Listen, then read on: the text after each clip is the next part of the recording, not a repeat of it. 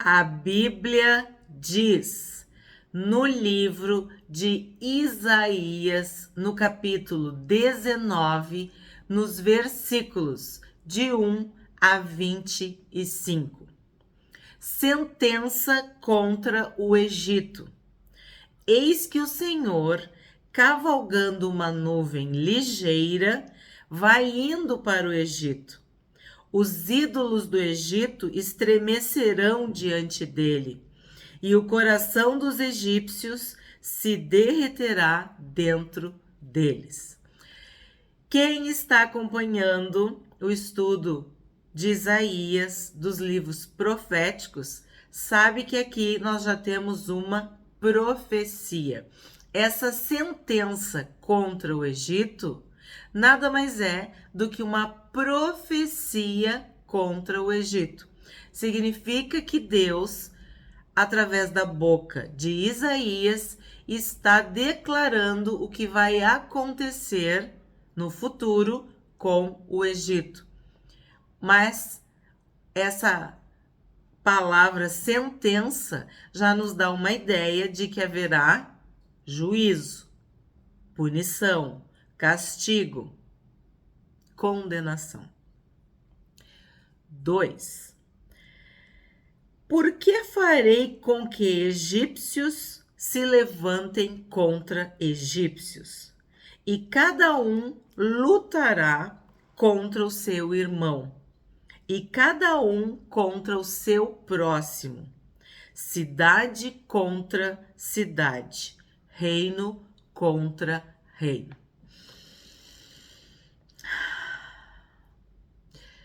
Eu acho que é uma das piores coisas, é tu começar a morrer por dentro, né? No caso, estamos falando de uma nação. Então, um egípcio ia ficar contra um outro egípcio. Isso mostra que haveria um problema de dentro para fora, um problema interno e um problema externo. Porque às vezes quem se levanta contra nós são os membros da nossa própria família, são amigos, são parentes ou conterrâneos, pessoas da tua cidade, do teu próprio país. Então, aqui está deixando bem claro que Deus vai despertar uma inimizade de egípcio contra egípcio, de irmão contra irmão. E aí, vocês viram no verso 1, os ídolos do Egito estremecerão diante dele, e o coração dos egípcios se derreterá dentro deles. Então, além da inimizade, haverá medo, pânico, pavor, terror. E isso dá uma dimensão de lutas internas, de questões pessoais, emocionais. Então, essa sentença, essa profecia, começa falando de que as pessoas vão sofrer pelo lado de dentro. Seja o lado de dentro emocional, seja o lado de dentro pessoal, social. 3. O espírito dos egípcios irá esmorecer dentro deles, e eu farei com que os planos deles fracassem. Eles consultarão os seus ídolos, encantadores, médiuns e feiticeiros. Então, aqui tu já tá vendo qual é, vamos dizer assim, o maior erro, o maior pecado dos egípcios, a idolatria. Ídolos, encantadores, médiuns e feiticeiros. Para Deus, médio é quem fala com o morto. Feiticeiro é quem invoca os mortos para que eles façam trabalhos. E quando eu digo os mortos, eu já expliquei aqui, são espíritos malignos que se fazem passar, que se passam pelos mortos. Então, existe toda uma tradição, vamos dizer assim, na antiguidade dessas práticas. E Deus abomina e abominava a idolatria, os encantamentos, as mediunidades e as feitiçarias. Se o nosso Deus é eterno, se o nosso Deus é perfeito, se o nosso Deus não muda e nunca mudará, tu não acha que ele continua odiando, detestando e abominando essas práticas? Que Deus continua indo contra pessoas, famílias, povos, nações que idolatram, que encantam, que fazem mediunidade e feitiçaria? Para e pensa. Se tu é o Deus vivo, o Deus verdadeiro, tu vai tolerar que os teus filhos, que as criaturas que tu criou, se curvem, se prostrem, adorem, orem, consultem a ídolos, a encantadores, a médiuns e a feiticeiros? Se assim como o Egito foi condenado e teve que enfrentar as consequências do seu pecado, cada um de nós, se ferir a autoridade de Deus com ídolos, encantadores, médiuns e feiticeiros, teremos que enfrentar a ira de Deus e as consequências dos nossos pecados. E aí tu percebeu que o processo de disciplina começa internamente, começa um sofrimento, um medo, um pânico, uma instabilidade emocional, um sofrimento psíquico, mental das pessoas que consultam ídolos, encantadores, médiuns e feiticeiros. 4. Entregarei os egípcios nas mãos de um senhor cruel, e um rei feroz os dominará, diz o Senhor dos Exércitos. Então, já estudamos que as bênçãos são decorrentes da obediência e que as maldições são decorrentes da desobediência. Então, o que acontece aqui? O próprio Deus, o Senhor dos Exércitos, vai entregar, no caso específico, os egípcios nas mãos de um senhor cruel e de um rei feroz, que sabemos que poderia ser um líder do Império Assírio, né? Um governante, alguém do Império Assírio, ou do próprio Egito, porque a gente está vendo que a destruição, a ruína, a confusão, a infelicidade, a desgraça estava vindo de dentro para fora. Então, se um egípcio ia ficar contra outro egípcio, significa que esse castigo vem de alguém que está perto. Só que esse que está perto, ele é cruel, ele é feroz, ele vai dominar. E sim, óbvio, se tu mexe com ocultismo, com coisas, né? Eu tô falando coisas, mas na verdade, como eu disse, são espíritos, são demônios, são anjos caídos, são principados, são potestades, são divindades, falsos deuses, tu estás sujeito a esse mesmo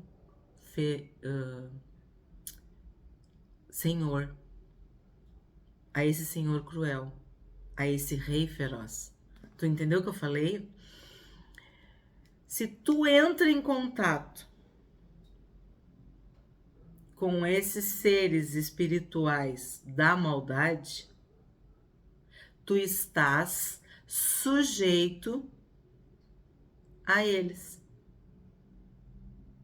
Então, tu pode ser entregue nas mãos de homens, mulheres, pessoas, ou aos próprios espíritos. Porque a palavra de Deus, o que a Bíblia está dizendo? Que eles são cruéis, que eles são ferozes.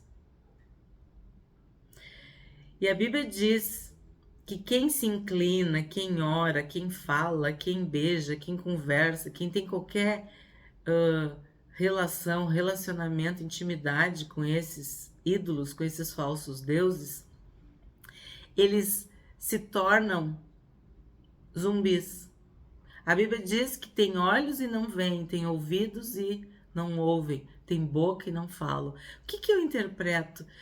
Isso que a palavra está falando aqui, que tu começa a sofrer e morrer de dentro para fora. A tua vida começa a se esvair, porque tu te conecta, tu te liga a esses ídolos, encantadores, médiuns, feiticeiros, senhores cruéis e, no caso, reis ferozes, dominadores.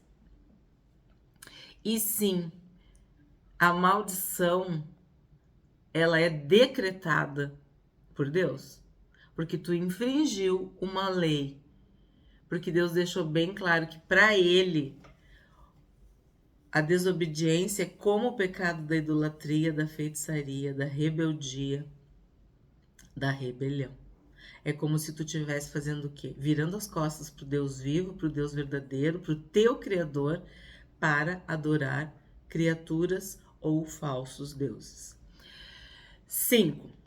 Aí, eu acho que já está bem explicado os problemas internos. Aí agora a gente vai ver a repercussão, o resultado, as consequências, o efeito desses pecados externamente, do lado de fora. As águas do mar baixarão e o rio Nilo se tornará seco e árido. Os canais exalarão mau cheiro e os braços do Nilo diminuirão até secar. As canas e os juncos murcharão. A relva que está junto ao Nilo, junto às suas margens, e tudo que foi semeado, junto dele secarão. Serão levados pelo vento e desaparecerão. Os pescadores gemerão e lamentarão todos os que lançam anzóis no rio, e os que estendem redes sobre as águas desfalecerão. Os que trabalham em linho fino e os que tecem pano de algodão ficarão decepcionados. Os seus homens importantes serão esmagados, e todos os que trabalham por salário andarão de alma entristecida. Meu Deus, a mão do Senhor dos Exércitos está pesando sobre o Egito, sobre os egípcios. Aqui a gente está vendo verdadeiros desastres econômicos, na economia. Então, fala das águas do mar. Então, a gente tem que entender o contexto. O mar, ele serve para navegação, mas ele também te dá alimento.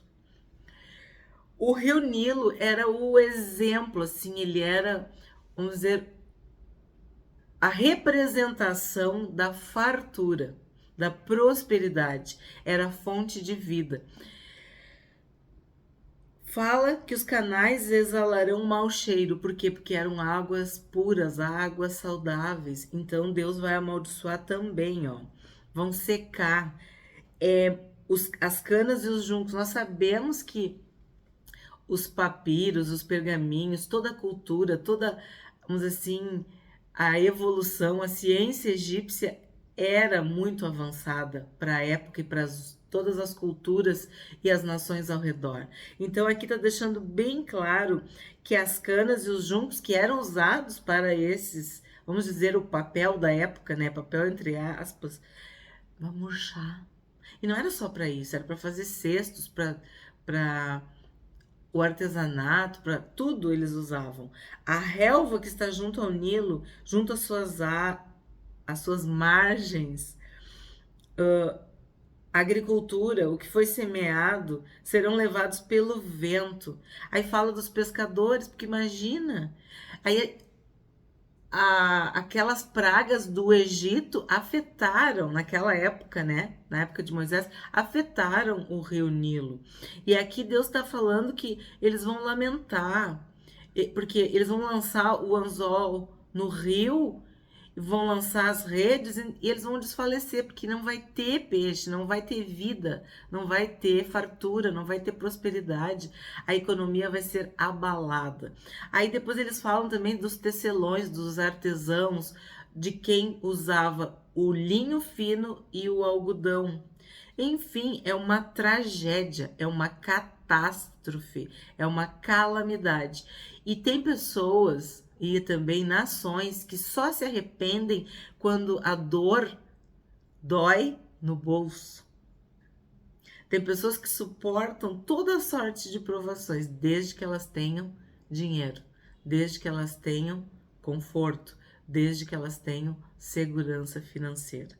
Então, aqui a gente está vendo esse desastre econômico como uma profecia, como uma sentença. E aí tu pensa, nos dias de hoje, né?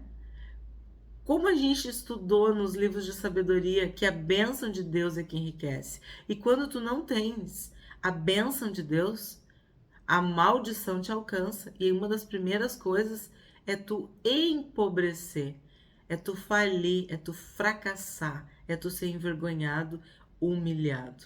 E aí tem um ponto muito importante que eu quero destacar, que é andarão de alma entristecida.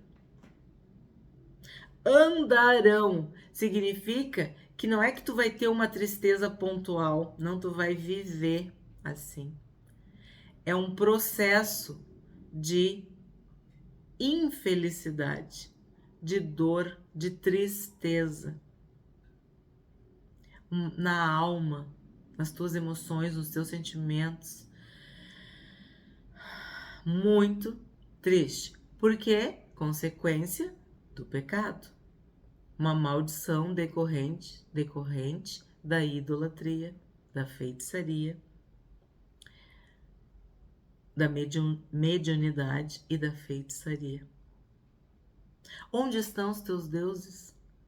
Por que os teus ídolos não te protegem? Ó, lá no 1, os ídolos do Egito estremecerão. O que eles vão poder fazer? Agora continua. Tu tá entendendo? Tudo isso é a sentença, é a profecia. 11. Na verdade, os príncipes de Zoan não têm juízo. Os sábios conselheiros de Faraó dão conselhos estúpidos. Como vocês podem dizer ao Faraó, sou filho de sábios, filho de antigos reis? Bom, vamos explicar aqui. Zoan era uma cidade muito importante que foi capital do Egito. Então, aqui é uma referência, vamos dizer assim, histórica a uma das cidades mais importantes do Egito. E tá falando que os sábios conselheiros dão conselhos estúpidos.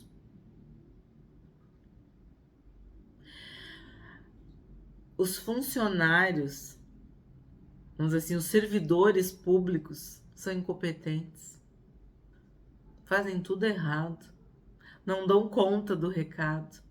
E isso é outra vergonha.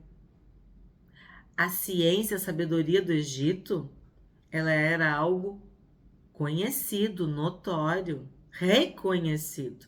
E aqui está em declínio. Isso também é um sinal. Um povo que não prospera, um povo que não serve a Deus, ele não tem sabedoria. Os conselheiros dão conselhos estúpidos. E aí a referência é essa, porque a gente sabe que na capital tem mais recursos, tem pessoas mais inteligentes, mais sábias. Por quê? Porque normalmente o centro cultural, vamos dizer assim, as faculdades, as universidades, os lugares de pesquisa, tudo que é mais avançado está na capital. Não necessariamente, mas quase sempre é assim. Então, essa é a referência quando ele diz os príncipes de Zoan não têm juízo. É para dizer assim, aqueles que estavam em lugares de de honra, em posição assim destacada, dão conselhos estúpidos. Continuando. Onde estão agora os seus sábios? Que eles agora lhe anunciem ou informem o que o Senhor dos Exércitos determinou contra o Egito. Vocês não são os bons? Vocês não seguem aos ídolos, os encantadores, os médios, os feiticeiros? Por que eles não falam para vocês? Isso me lembra Elias, quando ele estava afrontando os profetas de Baal, lá de Jezabel. E ele falou isso. Por que vocês não falam? Por que vocês não gritam mais? Elias, né, dizia, gritam mais, ele deve estar dormindo, ele está distraído. Se rasgavam, se cortavam, faziam tudo e não tiveram resposta. Porque são falsos deuses. Os príncipes de Zoan perderam o juízo e os príncipes de Mênfis estão enganados. Mênfis também é uma das cidades mais importantes do Egito e também foi, por um bom tempo, capital do Egito.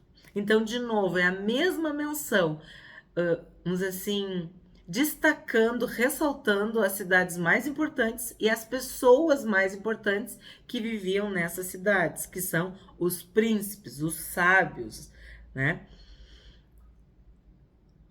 Vou repetir. Os príncipes de Zoan perderam o juízo e os príncipes de Mênfis estão enganados. Os que são a pedra de esquina das duas tribos estão levando o Egito a andar errante. O Senhor derramou no coração deles um espírito de confusão.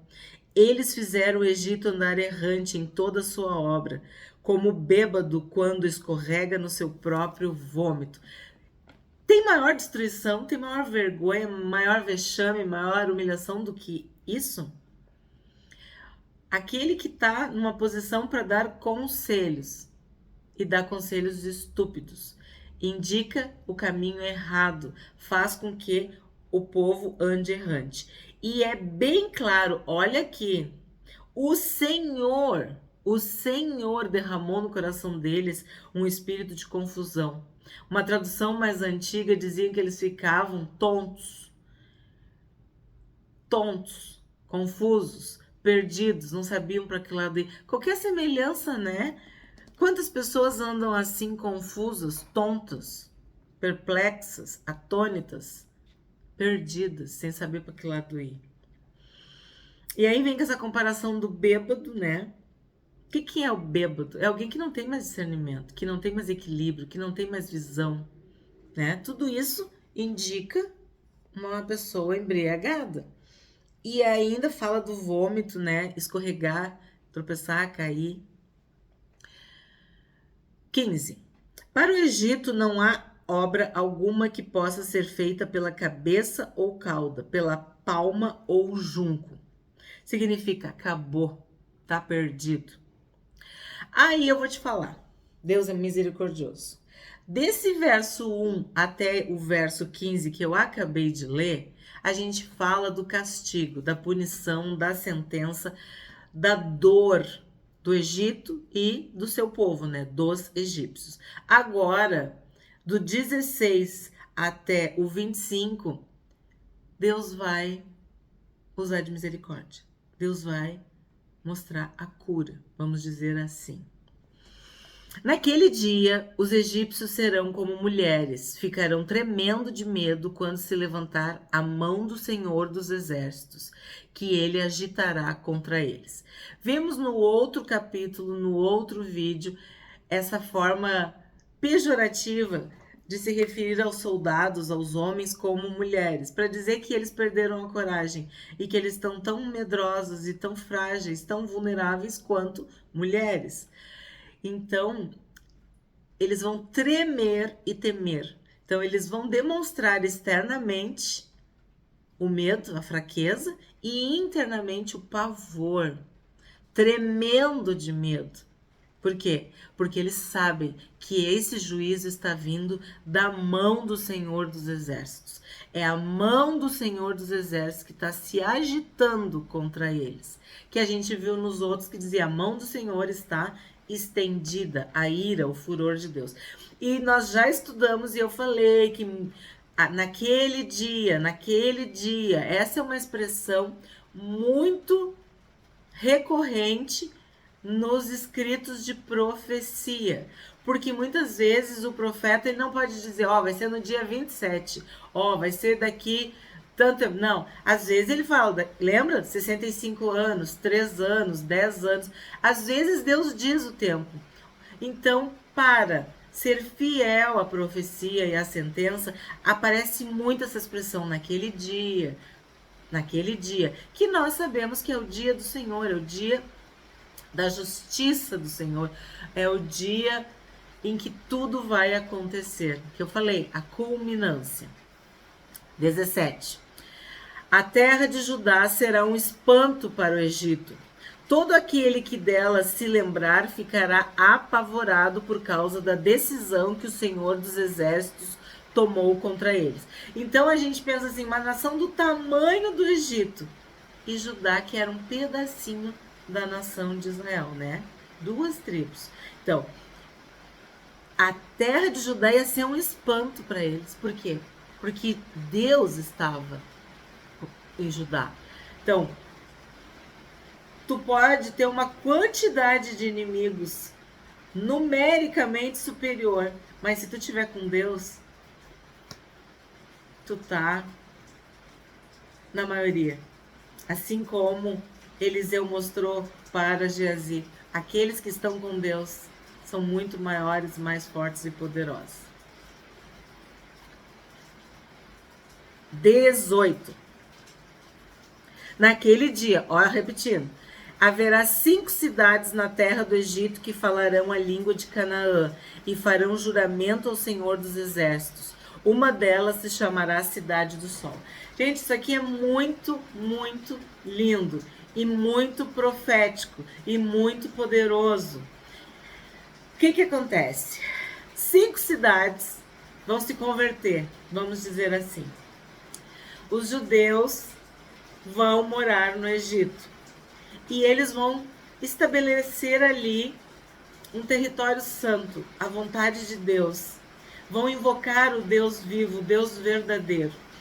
E olha o que vai acontecer. Uma dessas cidades se chamará Cidade do Sol. Eu não vou aqui dizer o nome da potestade, mas existe, que inclusive no Brasil foi muito propagado, um deus, um ídolo do Egito, que na verdade era o Deus Sol, que eles chamavam de luz, tal, que tu até, se tu, né, pode até lembrar do que eu tô falando. Só tu dar um Google, tu vai saber de quem que eu tô falando. Então aqui há como se fosse um trocadilho, que essa cidade seria a cidade do Sol. Por quê? Porque Deus criou o Sol. Então o Sol não pode ser adorado. Quem tem que ser adorado é quem criou o Sol. É o Deus Todo-Poderoso. Então, os idólatras, quer dizer, quem adorava esse Deus Sol, que tinha aquele nome de 2 letras, iam se converter. E esse território santo, esses judeus, eles iriam evangelizar, disseminar, anunciar a verdadeira adoração ao Deus Criador, ao Senhor dos Exércitos. E olha que interessante isso. Pensa que os egípcios estão cheios de pavor, tremendo de medo. Mas, naquele dia, haverá 5 cidades na terra do Egito. Aí tu pensa assim, mas só 5? Mas Deus não precisa de muito, eu acabei de falar para vocês. Se tu estiver do lado de Deus, tu já tem tudo. 19. Naquele dia o Senhor terá um altar no meio da terra do Egito, e na fronteira do país será levantada uma coluna em honra ao Senhor. Então, altar, coluna, isso é adoração. São pessoas, no caso, cidades que se converteram, que se salvaram, que se entregaram ao Deus vivo. Então, isso vai ser salvação. Aqueles que estavam perdidos vão encontrar. Aqueles que estavam servindo a falsos deuses, vão encontrar o Deus verdadeiro e vão levantar um altar, uma coluna de louvor, de adoração, de reconhecimento ao Senhor. 20. Servirá de sinal e de testemunho ao Senhor dos Exércitos na terra do Egito. Então tu vai prosperar, tu vai adorar, tu vai honrar o Deus vivo até na terra dos inimigos. Que profecia, que profundo isso. Quando eles clamarem ao Senhor por causa dos opressores, ele lhes enviará um salvador e defensor que os há de livrar. Então, a opressão existe e existirá, mas tu vai ter um livramento, tu vai ter um salvador, tu vai ter um defensor. Por quê? Porque tu serve ao Deus verdadeiro. E o que esse Deus verdadeiro vai fazer? Ele vai te proteger, ele vai te livrar, te guardar do mal. O Senhor se dará a conhecer ao Egito, e os egípcios conhecerão o Senhor naquele dia. Eles o adorarão com sacrifícios e ofertas de cereais, e farão votos ao Senhor e os cumprirão. O Senhor ferirá os egípcios, ele os ferirá, mas depois os curará. Eles se converterão ao Senhor, e ele lhes atenderá às orações e os curará. Todos nós, um dia, estivemos no Egito, fomos egípcios, fomos inimigos de Deus, estrangeiros. Mas a partir do momento que a gente confessa Jesus como nosso Senhor e Salvador, quando nós nos arrependemos dos nossos pecados, quando nós confessamos, nós temos a presença de Deus conosco. Nós temos esse Salvador, esse defensor, esse Senhor das nossas vidas. E aí, quando tu te converte, ele passa a ouvir as tuas orações. E ele cura o teu corpo, a tua alma, a tua mente, a tua vida, a sociedade, a cultura. Deus renova, Deus transforma. E se ele fez no Egito, ele faz com cada um de nós. Naquele dia, olha a menção, haverá uma estrada do Egito até a Assíria. Os assírios irão ao Egito, e os egípcios irão à Assíria, e os egípcios adorarão com os assírios. Naquele dia, Israel será o terceiro com os egípcios e os assírios, uma bênção no meio da terra. O Senhor dos Exércitos os abençoará, dizendo: Bendito seja o Egito, meu povo, bendita seja a Síria, obra de minhas mãos, e bendito seja Israel, minha herança. Todos os povos que se curvam, que honram, que adoram o Deus verdadeiro, eles estão fazendo a vontade de Deus. Haverá uma bênção no meio da terra. Uma bênção que vem de Deus. A bênção de Deus é que une as nações, que une o mundo, que faz com que haja essa harmonia, essa prosperidade. Sabemos de nações que estão no chão, destruídas, derrubadas, porque se voltaram contra o Deus vivo. E outras nações que acontecem coisas terríveis, mas elas estão sempre firmes, de pé, prosperando. Por quê? Porque aceitaram obedecer. Porque se converteram dos seus maus caminhos. O que a gente aprendeu hoje com este capítulo? De que o Deus que fere é o Deus que cura. O Deus que te disciplina é o Deus que te santifica, que te purifica.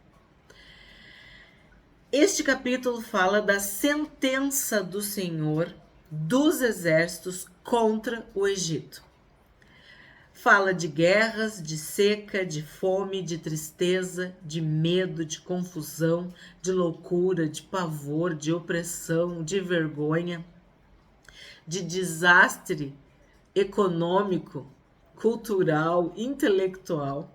Enfim, é uma dor só. No entanto, haverá 5 cidades que buscarão o Senhor, e ele lhes enviará um salvador e um defensor que os livrará.